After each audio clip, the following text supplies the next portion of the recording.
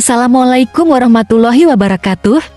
Salam sejahtera bagi kita semua. Salam. Om Swastiastu, Namo Buddhaya. Salam kebajikan. Tujuan dari pembuatan video ini untuk menjelaskan secara rinci tentang kepemimpinan dalam organisasi. Simak sampai akhir video ya. Baik, saya akan menjelaskan definisi perilaku organisasi. Menurut Richard L. Duff, di dalam buku Organizational Theory and Design pada tahun 1992, membedakan pengertian perilaku organisasi dari teori organisasi. Teori organisasi adalah bidang studi yang membahas organisasi secara makro, sedangkan perilaku organisasi adalah bidang studi yang membahas organisasi secara mikro. Penjelasan yang hampir sama tentang perbedaan teori organisasi dan perilaku organisasi juga dikemukakan oleh Keith Davis dan John Newstrom pada tahun 1989 dalam bukunya Human Behavior at York. Kedua penulis ini mengatakan bahwa perilaku organisasi adalah bidang studi yang mempelajari bagaimana manusia berperilaku dan bertindak di dalam organisasi. Dalam hal ini, Davis dan Newstrom lebih tegas dalam mengartikan perilaku organisasi, yakni perilaku dan tindakan manusia di dalam organisasi dalam pandangan mereka tanpa mengabaikan variabel-variabel lain yang ikut mempengaruhinya. Perilaku dan tindakan manusia merupakan variabel utama yang mempengaruhi perilaku sebuah organisasi. Saya akan menjelaskan materi yang kedua, yaitu apa yang dilakukan manajer. Menurut Henry Mintzberg, pada tahun 1991, ada 10 peran penting manajer yang dapat dikelompokkan menjadi 3 kelompok besar.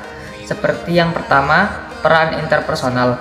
Peran interpersonal muncul karena status dan otoritas formal yang dimiliki para manajer. Peran ini meliputi hubungan antar manusia yang berupa ketokohan, kepemimpinan, dan kemampuan seorang manajer menjadi penghubung. Yang kedua yaitu peran informasional. Manajer sering dijuluki sebagai pusat syaraf bagi organisasi.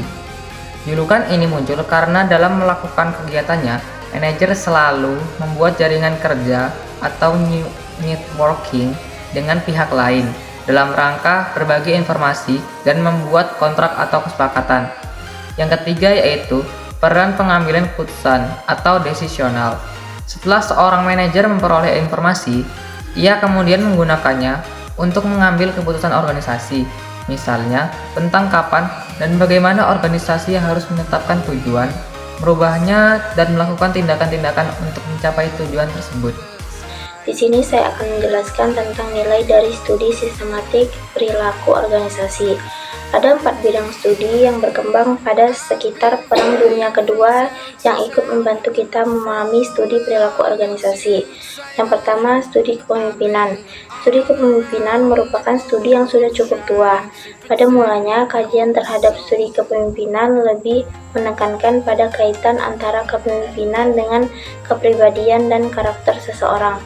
Namun memasuki tahun 1940-an, pemahaman terhadap konsep kepemimpinan mulai bergeser. Pemimpin yang berhasil bukan semata-mata karena kepribadian dan karakter yang dimiliki seseorang, tetapi juga karena hubungan baik antar individu dengan posisi seseorang di dalam organisasi. Yang kedua, teori pengambilan keputusan. Bidang studi organisasi mulai menerapkan teknik matematik dan statistik sebagai dasar untuk pengambilan keputusan manajemen. Beberapa metode kuantitatif yang banyak digunakan untuk membantu pengambilan keputusan industri, antara lain game teori, pengendalian persediaan, linear programming, probability teori, teori antrian, dan sampling teori. Yang ketiga, open system teori. Mulai tahun 1960-an kembali terjadi pergeseran dalam cara memandang organisasi. Cara pandang ini disebut open system theory, karena organisasi dipandang sebagai sebuah sistem terbuka di mana setiap individu yang terlibat dengan organisasi, baik itu pekerja maupun konsumen, bebas menentukan pilihan apakah harus tetap berhubungan dengan organisasi atau meninggalkannya. Demikian juga organisasi itu sendiri terbuka bagi lingkungan dan dalam batas-batas tertentu. Eksistensinya akan dipengaruhi oleh lingkungan eksternal. Yang keempat, kontingensi teori. Kontingensi manajemen yang menyatakan bahwa situasi yang berlaku pada saat tertentu akan sangat mempengaruhi diterapkannya prinsip-prinsip manajemen. Artinya manajemen sebuah organisasi tidak dapat berlaku umum, namun sangat bergantung pada situasi di mana organisasi tersebut berada. Bergantung pada siklus kehidupan organisasi dan bergantung pada orang-orang yang bekerja pada organisasi. Di sini saya juga akan menjelaskan tentang tantangan dan peluang bagi manajer dengan konsep perilaku organisasi. Terdapat beberapa tantangan dan peluang bagi manajer dalam menggunakan konsep perilaku organisasi. Berikut beberapa di antaranya. Yang pertama, tantangan. 1. Pengelola SDM demi keunggulan kompetitif. 2. Mengembangkan etika dan kesejahteraan para anggota organisasi. 3. Mengelola perbedaan. 4. Mengelola lingkungan global. 5. Perubahan teknologi. 2. Peluang. 1. Inovasi dan kreativitas. 2. Kepemimpinan efektif. 3. Meningkatkan produktivitas. 4. Manajemen konflik. Perkembangan ilmu perilaku organisasi.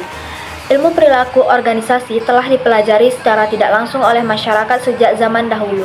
Pada awal abad 20, manusia mulai mengembangkan ilmu tentang berperilaku organisasi. Perkembangan perilaku organisasi melalui banyak tahap dan perkembangan sesuai dengan kejadian nyata yang diambil dari para individu yang berperilaku dalam organisasi. Selanjutnya saya akan menjelaskan tentang tujuan memahami perilaku organisasi. Tujuan mempelajari studi perilaku keorganisasian adalah agar kita, khususnya para manajer yang diberi mandat pada pemilik organisasi, bisa mendeskripsikan, menjelaskan, dan memprediksikan dan mengendalikan perilaku manusia di dalam organisasi, sehingga tujuan didirikannya organisasi dan tujuan orang-orang yang terlibat di dalamnya bisa tercapai secara optimal. Terima kasih telah menyaksikan video pembelajaran dari kelompok kami.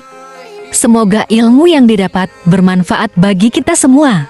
Kita JJ dulu, guys. Jangan salah pasangan.